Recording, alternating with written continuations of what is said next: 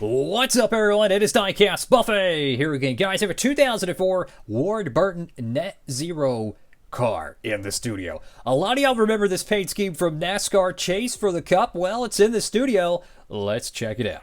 All right, folks, here we go in the studio. And this diecast is used, and you can see just a little bit of a haze of dirt and grime on it. It looks like it just came off the high banks of like Rockingham or something. What a iconic paint scheme. I know this car really didn't have much success because, it was just underfunded, right? It wasn't a Hendrick Motorsports, but my goodness, did they make one of the coolest paint schemes of the 2000s, man. It's just so iconic. Not only is it Netzero, right? So it's got the zero in it, the door number. That's a dub, right? The hood design here is so clever. You have this crest of the front of the diecast that has a little speedometer. That is just really clever. So that's a second dub. And then the whole design on the side is a Z. So it ties in the Netzero. I'm just saying, what a like really well thought out paint scheme. Like whoever designed this, you could tell they sat down and thought about it for a little bit. I really appreciate that. So going to the hood of the diecast, Ward Burton, everybody knows him as the Caterpillar Dodge, driving the Daytona 500, winning in '02. But a lot of people kind of forget maybe his Netzero car days when he drove the number 0, and then he kind of bounced around and drove for different teams and whatnot. But man, I love Ward Burton. Love the Burtons. So you got Netzero, high speed. You got your Chevrolet bow tie there. You had the Monte Carlo, which the Monte Carlo decal looks a little bit lower. I don't know why. It just looks a little bit different to me.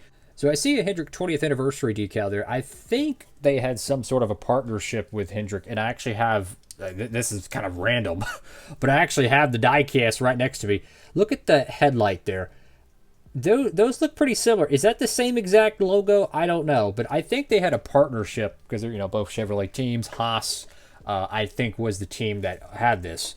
Because you have the Haas logo there. So Haas, they manufacturing a lot of, back in those days in the Gen 4s, you had to build everything, right? So a Haas, company would be a great partner to have.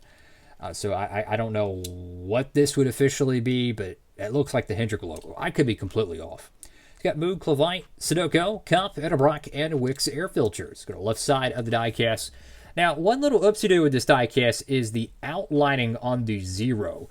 So this what happens when you have double layered decals, especially light colors. So what happens here is that when they're wrapping the car, the background that has like the Z and the Netzero, these are probably separated. So like the Netzero is probably not on the decal that has a little Z with the black background. Same with the zero here. They still do this to the extent where they have double layer on the wraps of the cars where they'll wrap it with a normal livery and then they put all the decals and stuff on there.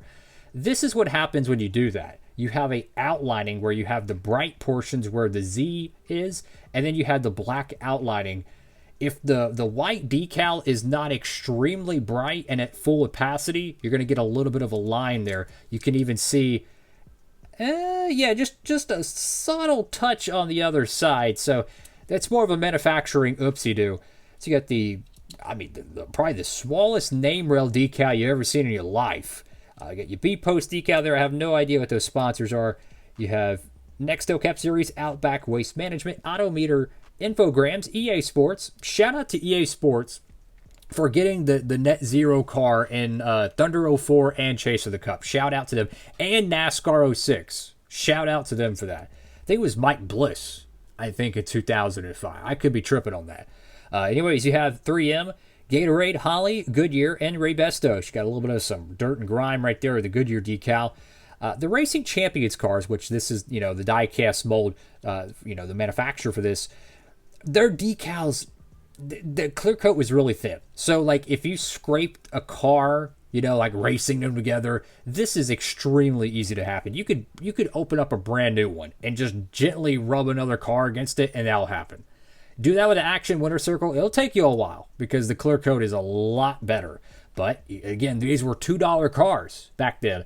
So compare it with inflation, they're probably more about $3, maybe $3.50. Still very, very affordable value. Haas, Bosch right there. Go to the back end of the car. You have the Netzero back panel. You have the number 0 right there. On the tail lights, a little bit off. For whatever reason, the red on the back panel looks a little bit different. I don't know what it is, but it almost seems like it has a fog effect to it. I don't know if that's a clear coat thing or what, but just the red bumper just has a little bit of a fog to it. I don't know why, but it kind of reminds me of like a plastic look, but it's not. It's, die-cast metal. Go to the right side of the die-cast, and I mentioned this car being kind of a partial raced version. I mean, that would look great. Like, if you're interested in, like, raced version die-cast, that looks perfect. Looks like it was ripping the fence at Rockingham or something, and, just the dirt and grime just built up on it. It looks really dope. You have your wheel designs. The Racing Champions wheels, sometimes you'll get, ones that roll perfectly, and sometimes you'll get some that have, like, the suspension is so, like, it's just jagged. Like, it's crazy. The whole car would be, like, crooked. Like, you can see right here how, like, the suspension, that gas tank is how it's supposed to be flat, right? So that gas tank right there, that's how the chassis is supposed to be lined up. This thing's already at high-speed banking. Look at that rear panel of the car. I mean, the car is crooked. Wow. I mean, that thing is turtle walking. I mean, it just needs some candy paint on that thing, man. Let me tell you, that thing is already turtle walking. Go to the top of the die-cast, you have some scrapes on the roof. Naturally, die-cast racing, it slides around like Clint Boyer.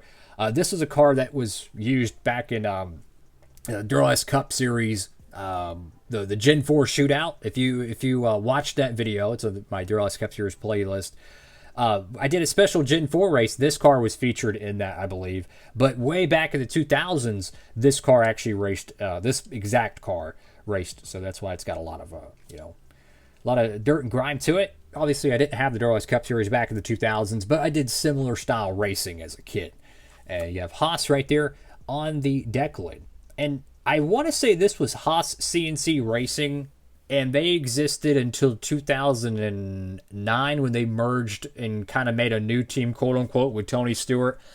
I could be tripping on that because, like, Haas's, like, tenure in NASCAR, it's really complicated and not in a bad way, but it's just like they started, I think, in 2002, and then they transformed in 2009, and then they went away in 2024, and now they're back, and it's like, I don't really know. It's kind of like Petty Enterprises. Like, people, when Petty was still on the a team name, people thought, oh, it's the same as Petty Enterprises. No, in terms of, like, historical accuracy and like the what do you call it, the statistics, Petty Enterprises was closed in, like, 2008, 2009.